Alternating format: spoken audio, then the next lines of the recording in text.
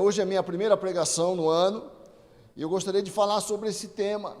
Como nós podemos ter um ano de vitória, um ano abençoado, um ano que traga coisas diferentes e boas para nós, boas notícias, bons resultados, alegria, prosperidade, paz, tudo aquilo que a gente deseja no final do ano. Eu desejo que nós possamos construir isso. Amém, queridos? E eu creio que a primeira coisa que nós precisamos para construir um ano bom, um ano abençoado, é essa postura de fé no nosso Deus. A igreja tem esse valor imenso por isso, porque a igreja é a caixa de ressonância em que nós ouvimos aquilo que nós precisamos ouvir para a nossa fé ser alimentada, ser fortalecida, ser aquecida. Amém? Nós precisamos disso. A Bíblia fala lá em 1 João, capítulo 5, que a importância da fé para nós termos vitória. Não é apenas uma declaração motivacional, mas uma necessidade existencial, uma necessidade que você tem, uma consciência que você tem que ter. 1 João 5 fala assim: porque todo que é nascido de Deus vence o mundo, e esta é a vitória que vence o mundo, a nossa fé.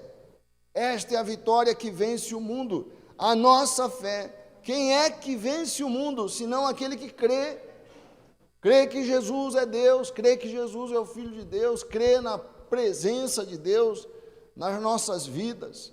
Em Hebreus, nós aprendemos que fé é certeza. Fé é a certeza das coisas que se esperam, convicção dos fatos que não se veem. Diz o livro de Hebreus, fé é certeza. Você tem que alimentar certezas no seu coração. O mundo vai jogar um monte de dúvida na tua alma, e você tem que responder com as certezas da fé. Nós vivemos numa época que nós precisamos fortalecer as nossas certezas, fortalecer a nossa fé, certeza da presença de Deus, certeza da vitória do nosso Deus sobre nossas vidas, certeza da proteção de Deus nesse período turbulento, certeza que nós estamos debaixo das asas do nosso Deus, como diz o Salmo 91, fé é certeza, convicção. Eu tenho falado muito isso porque eu percebo que as pessoas estão cheias de dúvidas, cheias de incertezas.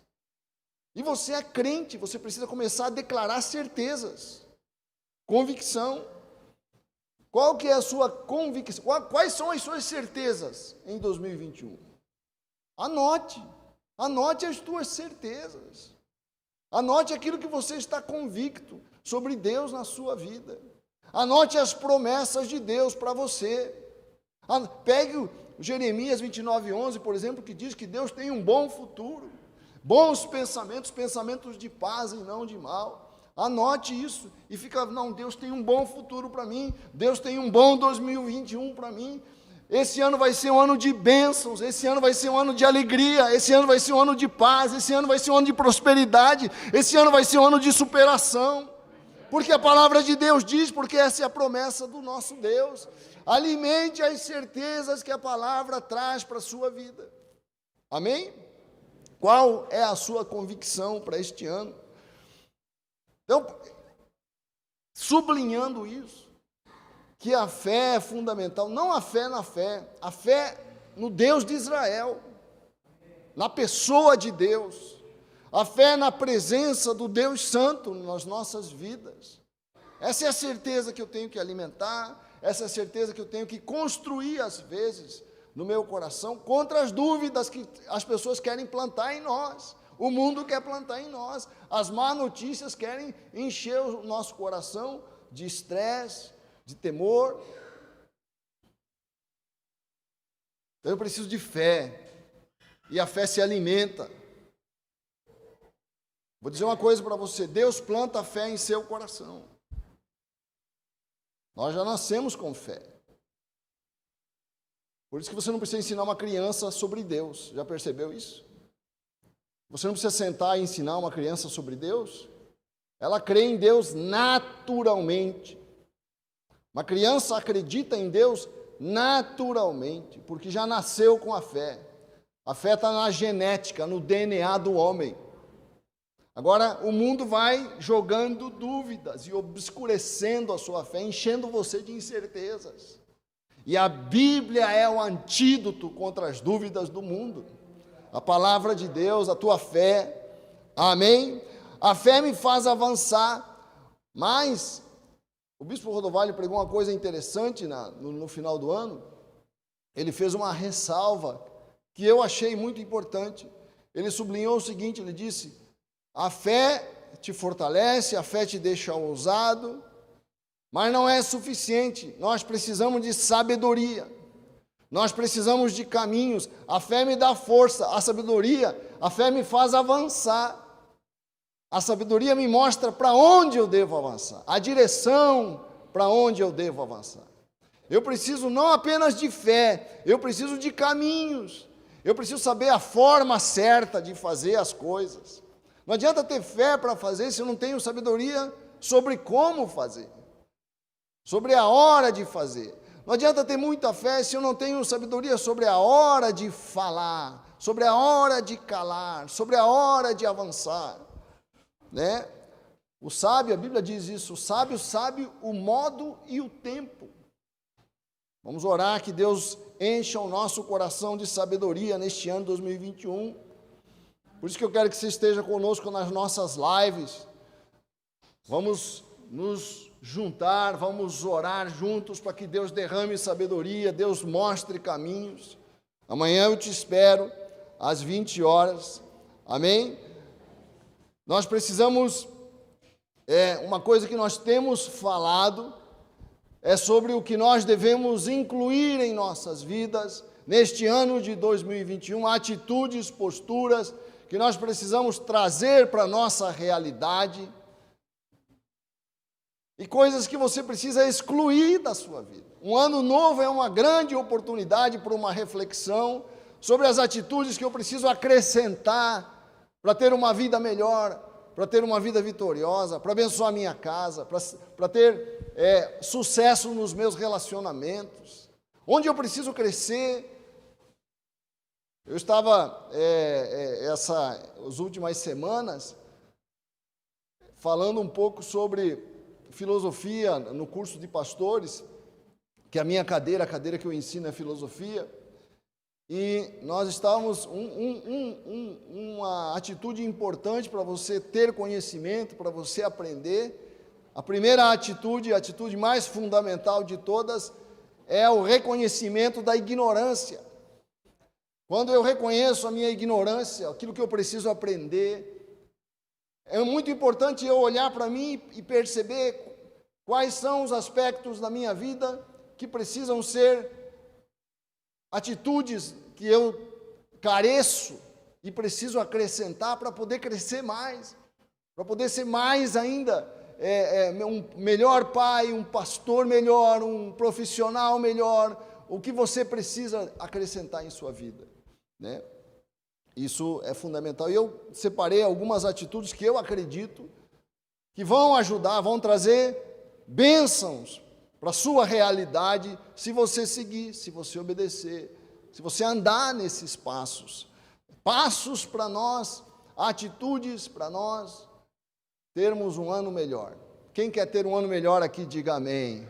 Fala para o seu irmão, e Deus vai te dar um ano abençoado. Fala, um ano de bênçãos, um ano de alegria. Fala para ele, você vai prosperar em 2021, deseja isso para ele. Lança essa bênção, essa palavra de bênção sobre a realidade dele.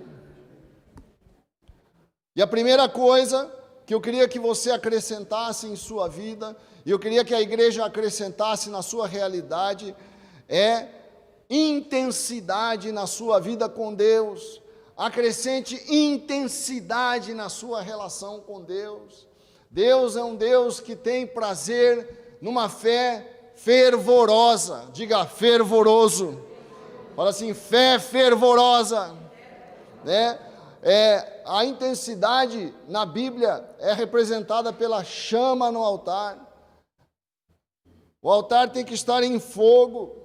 Essa ideia da chama, essa ideia do fervor, essa ideia do zelo, é fundamental para que você tenha uma vida cristã, uma vida de fé saudável.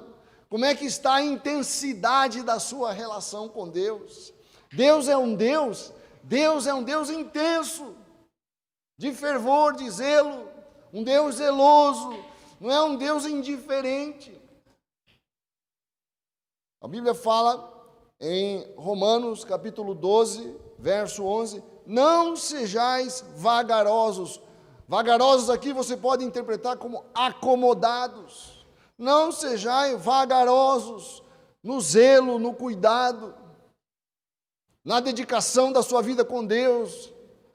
Não sejais vagarosos no cuidado, sede fervorosos no Espírito, servindo ao Senhor. Quando eu sirvo ao Senhor, eu tenho que ser fervoroso, zeloso. Eu tenho que fazer a minha vida com Deus, precisa de empenho. Não posso tratar como qualquer coisa. Quer dizer, nossa relação com Deus, eu tenho que cuidar da minha relação com Deus intensamente. E eu quero que nós pensemos nisso em dois níveis. No nível individual, na sua vida pessoal com Deus, na sua relação com Deus. Como é que está a sua relação com Deus? Como é que está a sua vida de oração? Como é que estão os seus momentos com Deus? Você pode dizer que a tua vida com Deus está cheia de intensidade? Eu creio que esse é o desejo de Deus para nós. E nós temos uma oportunidade de começar isso este ano. Deus não quer uma igreja acomodada, Deus não quer uma igreja que não tenha fervor. Lá em Apocalipse 3, Deus repreende uma igreja que perdeu o fervor. Jesus aparece para João, manda mensagens para 7 igrejas, e uma dessas igrejas, Jesus manda uma mensagem severa. E a severidade do Senhor para essa igreja, que é a igreja de Laodiceia, foi severa porque a igreja perdeu o fervor, se acomodou no que já tinha. Olha só o texto lá em Apocalipse 3, Jesus fala o seguinte para João: ao anjo da igreja de Laodiceia escreve. O anjo da igreja é uma interpretação difícil na Bíblia, mas normalmente é interpretado como o líder daquela igreja. Jesus se dirige ao líder da igreja para repreender a igreja. Ao anjo da igreja de Laodiceia escreve: isto diz o Amém, a testemunha fiel e verdadeira, o princípio da criação de Deus. Conheço as tuas obras, que nem és frio nem quente. Olha só a palavra do Senhor Jesus: quem deras foras frio ou quente. Assim, porque és morno, e não és frio nem quente, vomitar-te-ei da minha boca. Não é notável, queridos, que o que incomoda o Senhor, o nosso Deus, não é o frio, porque o frio já se definiu, mas o morno, ele não se define, ele finge que ele ainda está, mas ele perdeu o mais importante, que é a intensidade. Então eu tenho que, se há algo que eu tenho que acrescentar é a intensidade, eu tenho que tirar a mornidão da minha vida. A forma, sabe, é difícil de definir isso. Aquela coisa acomodada, que caracteriza boa parte da igreja do Senhor, infelizmente. Boa parte da igreja do Senhor está sentada num conforto, não tem intensidade para buscar, para clamar, não ora com intensidade, não busca a Deus com intensidade, não separa um tempo para o seu Deus. Olha só o que o Senhor diz para a igreja. Essa igreja estava o quê? Estacionada, acomodada, e pensava que estava muito bem. Era uma igreja que, apesar de estar sentada no conforto, achava que estava muito bem. Olha só o que Jesus diz: como dizes, no verso 17, como dizes, rico sou. A igreja pensava sobre si mesma o quê? Rico sou, estou enriquecido, não tenho falta de nada. E não sabes, diz o Senhor, que és um desgraçado, e miserável, e pobre, cego e nu. Aconselho-te, olha só a bondade. O Senhor está indignado com a igreja, mas ainda mantém a misericórdia e o amor sobre a igreja. Ele falou: eu vou te dar um conselho. Compres de mim ouro provado no fogo, para que te enriqueças, e roupas brancas, para que te vistas, e não apareça a vergonha da tua nudez, e unjas os teus olhos com um colírio para que vejas. Quer dizer, ouro na Bíblia é a representação da pessoa e da presença de Deus. O que essa igreja precisa é da presença de Deus. E a presença de Deus vem com a busca da presença de Deus. Quero ouvir um amém? Amém. O que a tua vida precisa é de ouro sobre a tua casa, sobre o teu lar, sobre a tua família, sobre a tua vida. Você precisa de ouro da presença do Senhor. Ouro provado no fogo. Roupas brancas, quer dizer, uma vida pura, uma vida que abre mão do mundo, né? E que unjas os teus olhos com um colírio para que vejas. E ele diz: eu repreendo e castigo a todos quanto amo. Repreendo e castigo a todos quantos amo. Sê, pois, zeloso e arrepende-te. Quer dizer, o Senhor está chamando essa igreja para voltar para a intensidade, para o fervor, por colírio nos olhos. O colírio é a palavra de Deus, o que vai abrir os teus olhos, os olhos do teu entendimento, para o que é importante, para as coisas de Deus, para a vida de Deus, para o rio do Espírito. É a Bíblia, é a palavra do Senhor, é você se aproximar do Senhor. Então, eu quero lhe convidar, querido, a tomar essa resolução em sua vida, de mudar sua vida de oração, mudar sua vida de leitura da palavra. Não fique acomodado: eu não consigo. É mentira, você consegue. Se o teu irmão consegue, por que você não vai conseguir? Saia dessa acomodação. Essa acomodação vai fazer o Senhor vomitar. Ele diz aqui: vomitar-te-ei da minha boca. O Senhor não suporta essa postura, nós não percebemos isso. Não é uma forma maravilhosa de nós começarmos o ano? Aceite essa minha proposta. Intensidade. Amém ou não? Amém. Nós fizemos a semana de santificação por isso. Todos os meses nós vamos fazer a semana de santificação. Esse mês nós não jejuamos, mas a partir de fevereiro nós teremos uma semana de oração e jejum. Segunda a sexta-feira, na primeira semana do mês, para nós estarmos aqui na igreja às 7 horas da manhã, orando. Essa semana nós estivemos aqui, buscando a Deus, porque nós sabemos que a igreja, nós precisamos disso, individualmente, e nós precisamos disso como igreja. Então, anote aí, já se comprometa com a nossa semana de santificação no mês que vem, para buscar a Deus, para santificar o mês, para separar o mês para o Senhor, para buscar avivamento para as nossas vidas, para o nosso coração, para a nossa fé, para a nossa alma, para a igreja. Amém? Porque Jesus, embora ele tenha sido severo com a igreja de Laodiceia, ele faz um convite: muda o teu comportamento. E eu creio que esse convite tem que chegar no nosso coração, porque como é que Jesus termina essa repreensão? Olha só, no versículo 20, Jesus fala assim: eis que um dos mais belos versículos da Bíblia, um dos mais citados versículos da Bíblia, acaba depois de uma repreensão, porque o Senhor sempre abre a porta da esperança se você mudar. Nós temos que mudar a intensidade da nossa vida com Deus. Você percebe como a gente sabe que a gente quer isso? Nós queremos isso, então vamos fazer. O Senhor fala assim: eis que estou à porta e bato. Se alguém ouvir a minha voz e abrir a porta, entrarei em sua casa, e com ele cearei, e ele comigo. Quer dizer, você vai fazer parte da minha vida, Você vai comer junto comigo. Uma das honras que o rei de Israel dava a uma pessoa, quando ele queria honrar a pessoa, ele dizia para a pessoa: a partir de hoje você vai comer na minha mesa comigo. Você vai ver isso. Davi, quando quis honrar o filho de Jonatas, amigo dele, que havia morrido, ele soube que o Jonatas era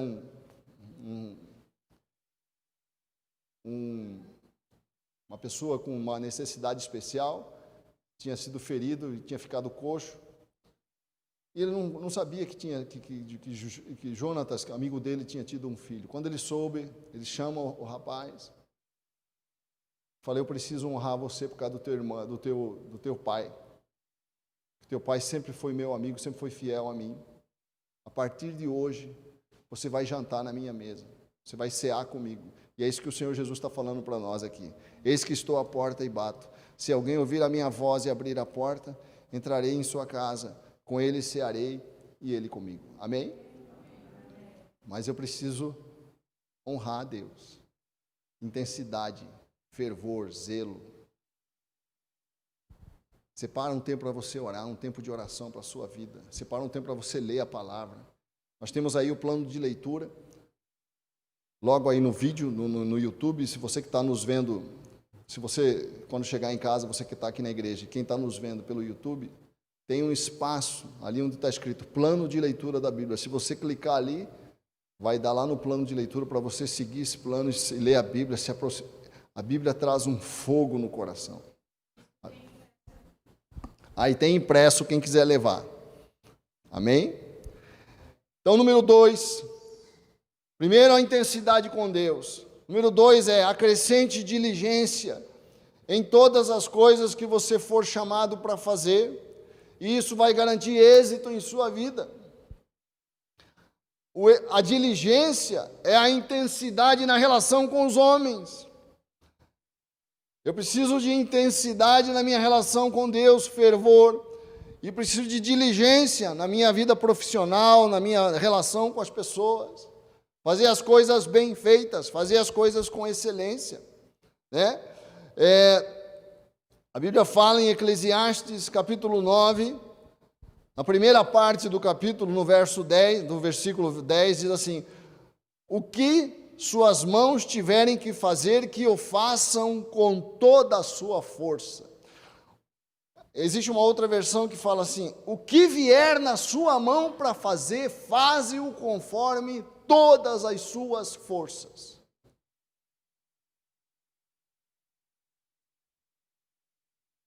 Não faça nada meia boca, é o que a palavra está dizendo. Faça bem feito, seja excelente. A sabedoria depende da diligência com que eu busco a sabedoria. É interessante isso. Ninguém aprende as coisas na primeira vez que faz. Ninguém faz bem feito na primeira vez que faz. Na medida em que eu vou fazendo, eu vou desenvolvendo sabedoria. Fazer as coisas de forma excelente, isso Aristóteles já dizia, né? Quer dizer, a filosofia secular fala isso. Fazer as coisas de forma excelente depende do hábito, depende da repetição, depende de muitos erros, tentativa e erro. Mas se eu tenho diligência, eu não desisto, até aprender a fazer bem. E é interessante, quando eu aprendo a desenvolver algo na minha vida, quando eu crio um hábito, por isso que é bom que os hábitos que você cria na sua vida sejam bons, porque o hábito facilita aquilo que eu faço. Mesmo as coisas difíceis ficam fáceis. O pastor Leandro acorda 5:30 da manhã todos os dias. Para ele é fácil acordar. É fácil, mas não era fácil no começo. Ele acorda 5:30, mesmo no gelo, no frio, 5:30 para poder estar 6 horas trabalhando. 6:30 já está na rua trabalhando. Agora, como é que se tornou fácil esse hábito? E para ele hoje é difícil acordar tarde. Ele às vezes quer dormir até as 9 horas, até as 8, não consegue. Porque quando você cria um hábito, o contrário fica difícil de fazer. O sujeito que é pontual, aquela pessoa que se habituou à pontualidade, é difícil para ela chegar atrasado, é penoso, é sofrido chegar atrasado. Agora, a pessoa que é impontual, é difícil para ela chegar na hora certa. É fácil chegar atrasado.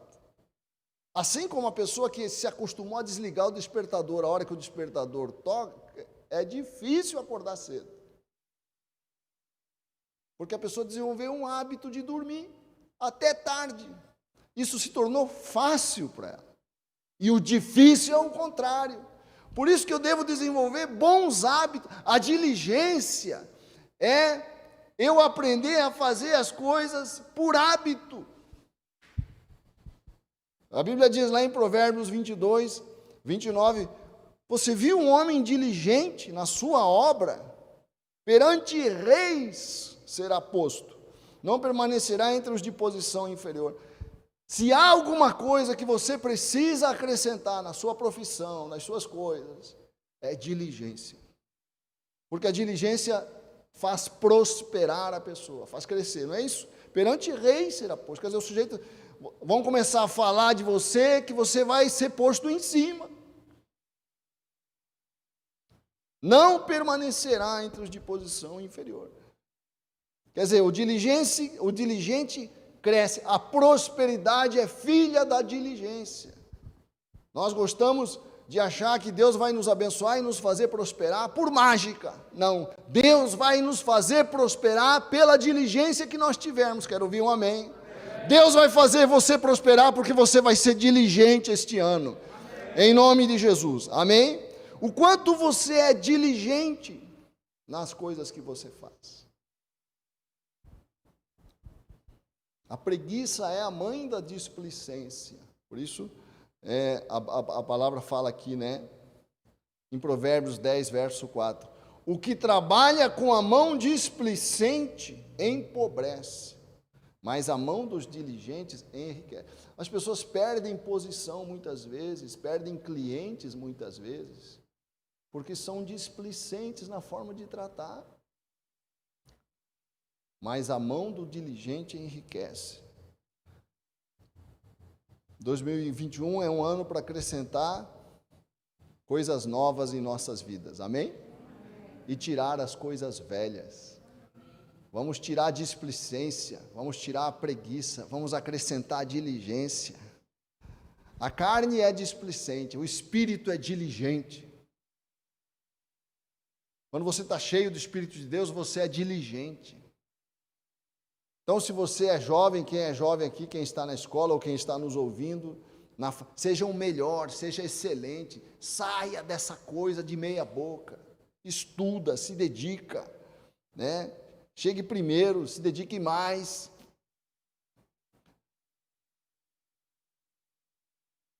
Estou ouvindo um barulhento silêncio aqui na igreja.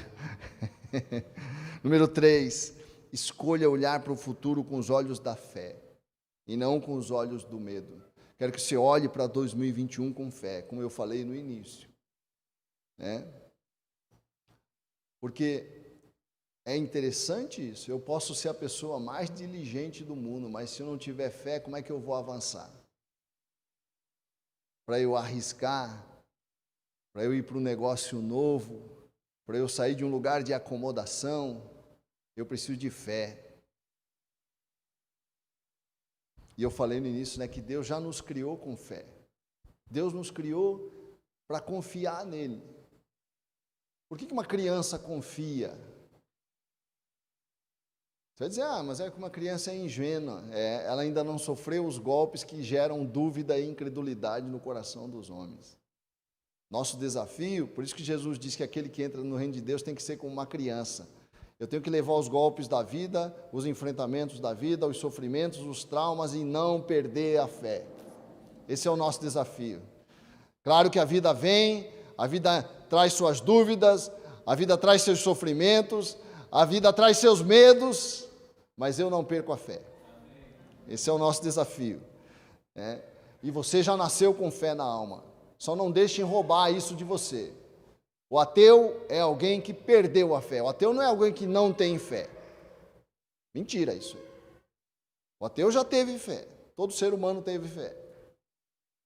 E o ateu ainda tem fé lá dentro do coração dele, só que está obscurecido pelos seus pensamentos, pelos enganos, pelas sutilezas, porque o mundo vai roubando a sua fé.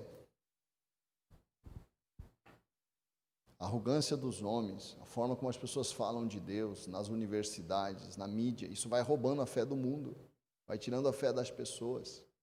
Mas a igreja, a Bíblia fala que a igreja é a última coluna da verdade. Aqui ninguém vai roubar a nossa fé, as portas do inferno não vão prevalecer sobre a igreja, ninguém vai tirar a fé do nosso meio. Aqui nós vamos sempre declarar que Deus vive, que o impossível acontece, que Deus é o Deus do impossível. Nós não vamos abrir mão disso. Então, como é que eu olho para o futuro? Como é que se está olhando para 2021? Não olhe com medo, olhe com fé. Porque o medo traz dúvida. O medo rouba a sua fé, o medo vai paralisar você. O medo da pandemia, o medo do futuro, o medo de perder dinheiro. Claro que nós temos que ter cautela. O sentimento do medo, ele é humano, é da natureza. O sentimento, mas como é que eu lido com esse sentimento? O medo vem para te fazer cauteloso, mas não para te fazer covarde.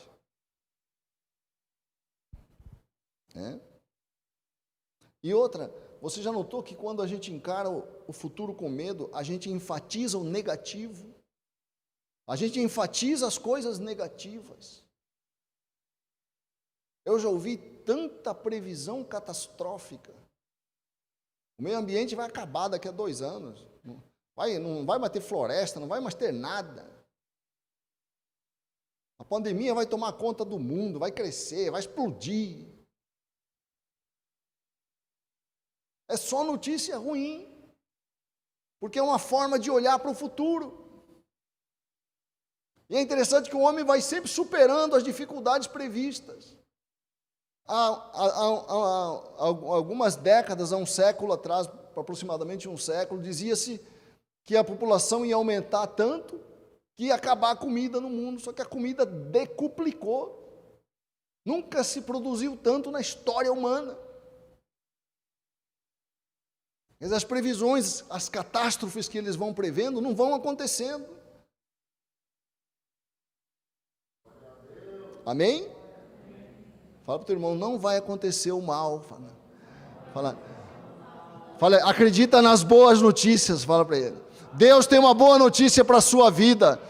Sabe, a imprensa do céu lançou uma boa notícia sobre a sua casa, sobre a sua vida. Tenha fé nisso. Você precisa da mídia de Deus e não da mídia do mundo. Amém? Amanhã você vai abrir, antes de você abrir o jornal e o teu celular, abra a mídia de Deus, a imprensa do Senhor Jesus, amém? Que é a palavra de Deus. Então esse é o grande problema, você não crê na provisão de Deus quando você olha com medo para o futuro, e você traz uma grande carga de estresse sobre você mesmo, que o medo produz estresse, o medo estressa, né? Traz transtornos de ansiedade. Por isso, eu pergunto para você, como é que você está olhando? Tua empresa vai ser um sucesso, amém? Teu trabalho vai ser, você vai prosperar no teu trabalho, amém? Você consegue acreditar nisso, olhar para o futuro e falar, eu vou me dar bem no futuro? Parece que a gente tem até medo de pensar isso. Não, e depois não dá, né?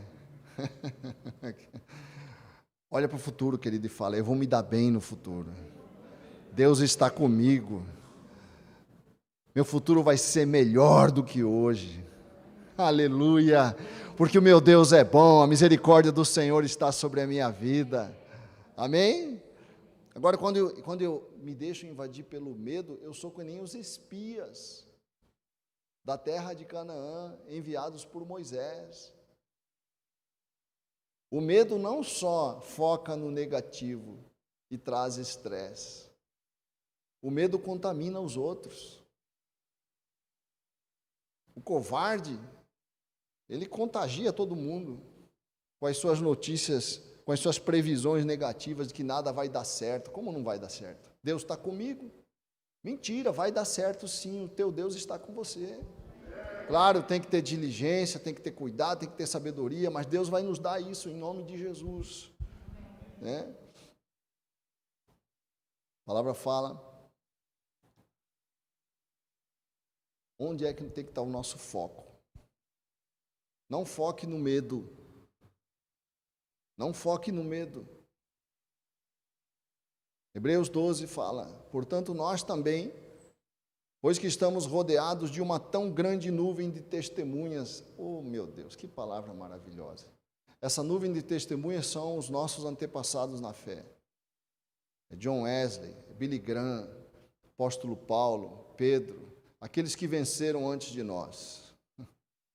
Que maravilha. Nós que estamos rodeados de heróis no passado, de uma tão grande nuvem de testemunhas, deixemos todo o embaraço, o medo, o temor, a preguiça e o pecado que de tão perto nos rodeia e corramos com firmeza, com paciência a carreira que está proposta, olhando para Jesus, olhando para aquele que venceu, olhando para Jesus, autor e consumador da fé. Olhe para o vitorioso, olhe para o vencedor, olhe para aquele que foi à frente, olhe para aquele que não teve medo, olhe para aquele que enfrentou a cruz, olhe para aquele que derrotou a morte.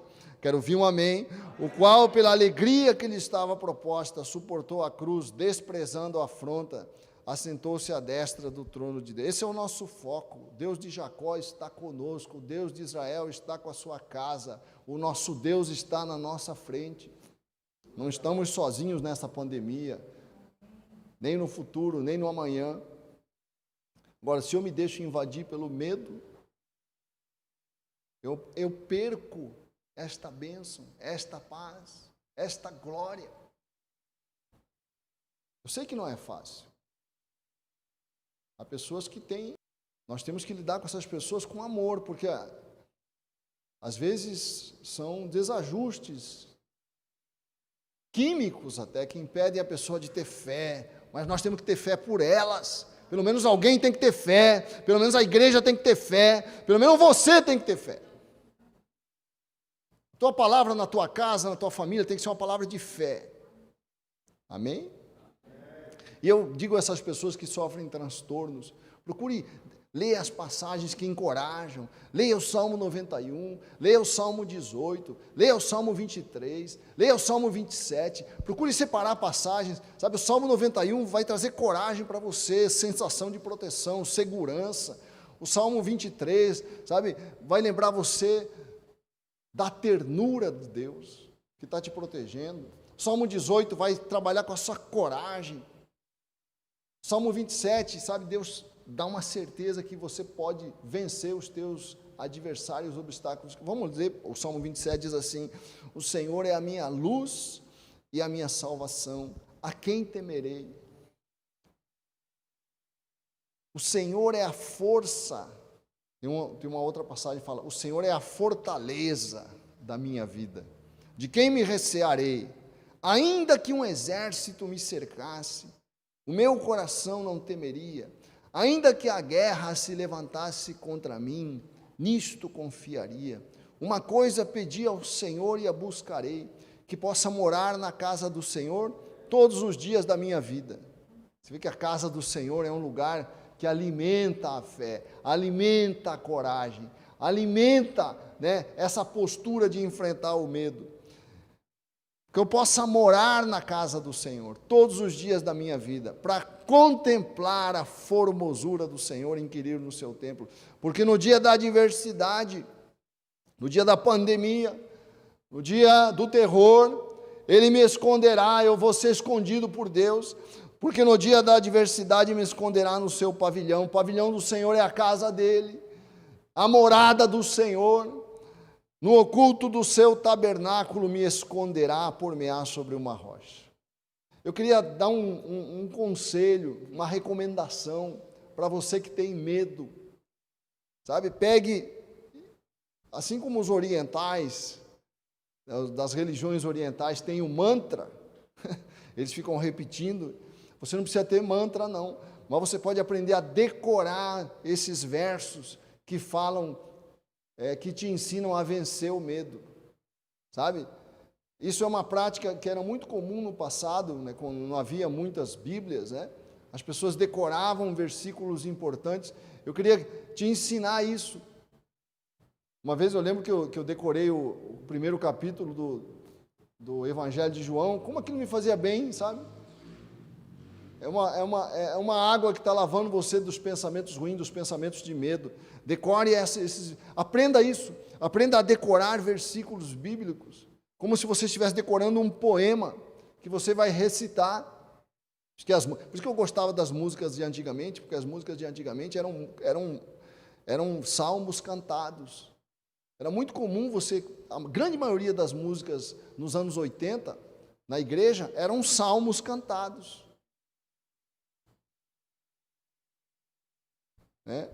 Me ajudava, eu decorei um monte de versículos por causa das músicas. Ali, Zuma está levantando a mão, que Zuma é daquele tempo, né, Zuma? Dos velhos tempos, na comunidade S8, onde frequentava, as comunidades, eles cantavam salmos, cantavam a palavra de Deus. Amém, queridos? Número 4, para terminar, para encerrar, tenha paciência com suas falhas, porque as mudanças nunca acontecem de uma hora para outra. Você quer ser intenso, você quer ter uma vida de oração, você quer ler mais a palavra, mas nem sempre você vai conseguir. E quando a gente não consegue, porque a gente não conseguiu, a gente desiste. Eu quero falar para você, tenha paciência com os seus erros, com as suas falhas, mas não desista. Quero ouvir um amém? Continue tentando ler a palavra, continue tentando ter a sua vida de oração. Vamos supor que uma semana inteira você não conseguiu orar, aí na semana que vem você já não ora de novo. Não, eu não orei essa semana, mas na semana eu vou voltar a orar. Não orei ontem, mas eu vou voltar a orar. Tenha paciência com as suas falhas. Eu disse que a sabedoria vem com tentativa e erro, porque nós somos humanos, nós erramos muito, nós caímos muito nos nossos, né? Você criou uma série de resoluções, eu estou te dando aqui 3 resoluções, sabe? Eu estou pedindo para você incluir 3 resoluções na sua vida. Seja intenso na tua vida com Deus, seja diligente na sua vida pessoal, olhe com fé para o futuro. Mas aí teve um dia que você só declarou coisa ruim, porque você estava acabado, deprimido. Não tem problema, no dia seguinte você vai retomar com fé em nome de Jesus. Não se deixe, sabe, não se deixe derrotar pela acusação do diabo. Às vezes a gente está mal, a gente fala bobagem, né? A gente se sente abandonado por Deus. Até o salmista teve esses momentos, mas ele levanta de novo. Amanhã é um novo dia, a misericórdia do Senhor se renova, e eu retomo de novo, eu vou orar de novo, eu vou tentar ser diligente de novo. O importante é não desistir. Amém ou não? A Bíblia fala assim, lá em Hebreus 10, 36, vocês precisam perseverar. Esse é o segredo. O segredo não é acertar todo dia, porque você não vai acertar todo dia. Nós teremos muitos fracassos em 2021 para terminar com vitória e êxito em nome de Jesus, porque nós vamos superar nossos fracassos. Certamente nós vamos vai ter dia que eu vou fracassar com a Jussara, com as minhas filhas, aqui na igreja, mas eu vou terminar com êxito, porque eu não vou desistir em nome de Jesus, e você não vai desistir. Nós erramos, mas não desistimos. Isso que caracteriza o crente. Amém?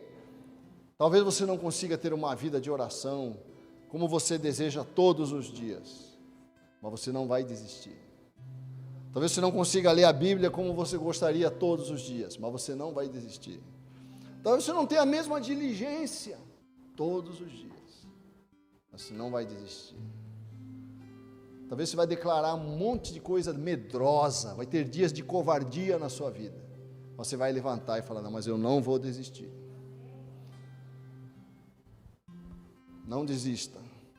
Não pare de tentar. A vitória é de quem insiste. Amém? Continue declarando todos os dias o Salmo 27, o Salmo 91, o Salmo 18, o Salmo 103, o Salmo 116. Amo ao Senhor porque Ele ouviu a minha voz e a minha súplica. Continue declarando a palavra de Deus. Amém? Diz, para terminar então, vamos ler.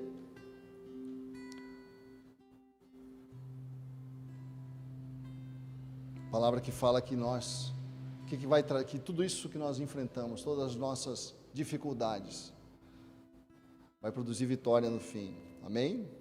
Não somente isto, diz Romanos 5, nós também nos gloriamos nas tribulações, nas lutas, sabendo que a tribulação produz paciência.